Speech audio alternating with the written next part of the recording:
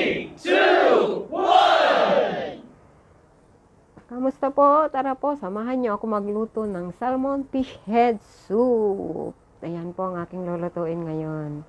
At ayan, piprito ko po siya ng 2 minuto.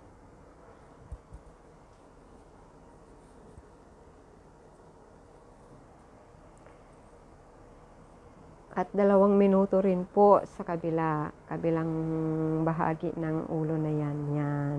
Hindi ko na po pinakita yung yung paghugas ko ng isda. Madali na lang po yun. Fish head lang naman po yan. Kayang-kaya na natin.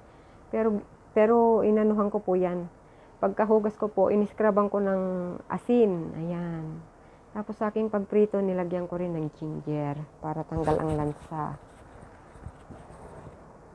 Isang buo po yan, pero kalahati lang kasi yung kailangan ko at konting soup lang naman ang lulutuin ko. Kaya kalahati lang. Malaking ulo po kasi yan ng salmon. Ayan. Paluto na po yan. 3 to 4 minutes, okay na po. Ating patatas naman po, 2 malalaking size po yan. Yung mga taga Macau at Hong Kong, relate po sila dyan pag sinabi ng malaking size ng patatas. At ang carrots, ganun rin po. Pero yung binili ko po na yan, may putik-putik po yan. Yan talagang pang soup. At carrots, corn pala, sorry. Yung corn ay malaking size din po yan. Yung ating kamatis ay ganun din po. Malalaking size din po rin siya. Then maglalagay ako ng 4 na slice ng ginger ulit. Yan, para tanggal lansa. Pakulo na rin po ako ng tubig dyan. 1.8 liter yan. Actually, kumulo na po yan dun sa pakuluan namin ng tubig. Sinaling ko lang dyan. Pero, ayan, dahil nga tinanggal ko, kailangan kong pakuluin uli. Yung talagang kulong-kulo. Bago ko ilagay yung aking pang soup. Ayan. Kumukulo-kulo na po. Pero mas may ikukulo pa yan. Yan. Mas may ilalakas pa pong kulo yan bago ko ilalagay yung ating pang soup.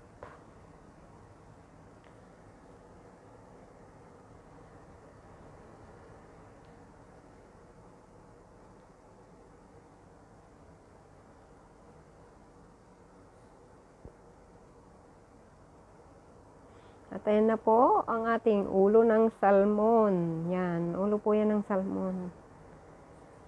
Paborito ng alaga ko ang salmon. Salmon na isda. Ayan. Ang salmon na may omega 3, ika nga nila. Rich in omega 3. Yan. Kakabasa ko ay kakapanood ko ng YouTube about health. Ay may kaunti naman tayong na tututunan. Ayan na nga po at ilalagay ko na ang ating corn, carrots at tomatoes. Ihuli ko po yung patatas gawa ng ayaw ko pong ma-overcook. Kasi pag sinabay ko, parang nadudurog na yung patatas. Nauubos. Yung patatas lang ang kinakain ng alaga ko. Ayaw niya ng mais, ayaw rin niya ng carrots. Kumakain ng carrots pero kaunti lang, hindi marami. Ayan nga po, high fire. Para sa 30 minutes lang na pagluluto ng salmon head soup. Yan. Lagay na po natin yung 4 na ginger. At atin lang pakukuluin.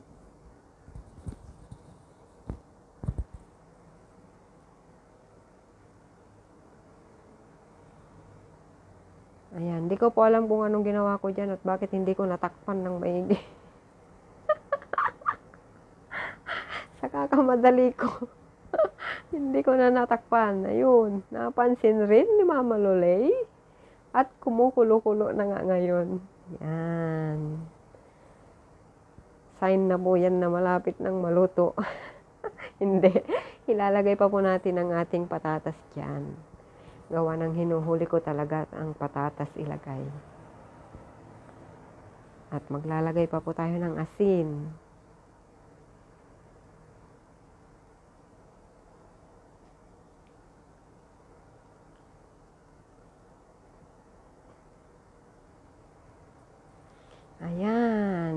Maglalagay tayo ng 2 tablespoons na asin.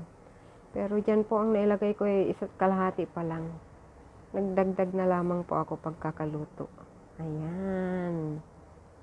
Ang masustansya nating salmon fish head soup. Gustong gusto ko yan. Nakikipag-agawan ako sa mga amo ko sa pag-inom niyan. Minsan nauuna pa ako.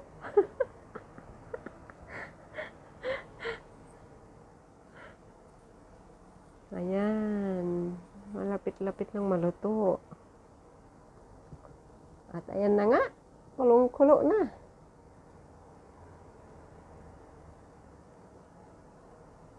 Lalagay natin ang ating patatas. Ayan, pasensya na po kayo't inaantok-antok ako. Naantok-antok na po ang Mama Lulay.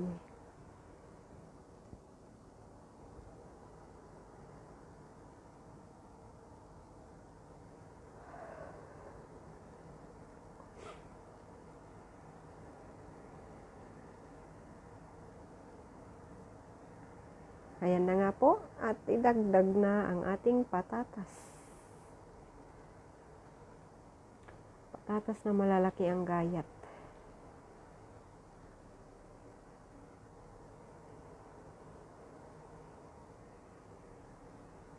Ingat lamang po kapag naluto ako ng salmon fish head kasi baka madurog at mapainom ko sa alaga ko yung tinik ay delikado. Kaya iniingat-ingatan ko po siya kapag kayo nahalo-halo. Hindi naman po pwedeng hindi ko haluin para mag-combine yung lasa niya. Pag hindi nalo, hindi masarap. Ganun lang yun. Ayan, kulong-kulo na siya. At nagdagdag po pala ako ng 2 basong tubig. Hindi ko na naipakita. Kaya sa inyo naman po, kung nakita niyo na kailangan niyo magdagdag, kung itatry niyo siyang lutuin, hindi naman po masama magdagdag. Malasa pa rin po yan kasi maraming kamatis. At sahog.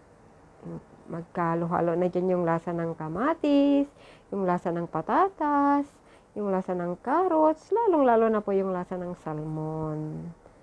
At ginger na rin. Wala po siyang kalansa-lansa, promise.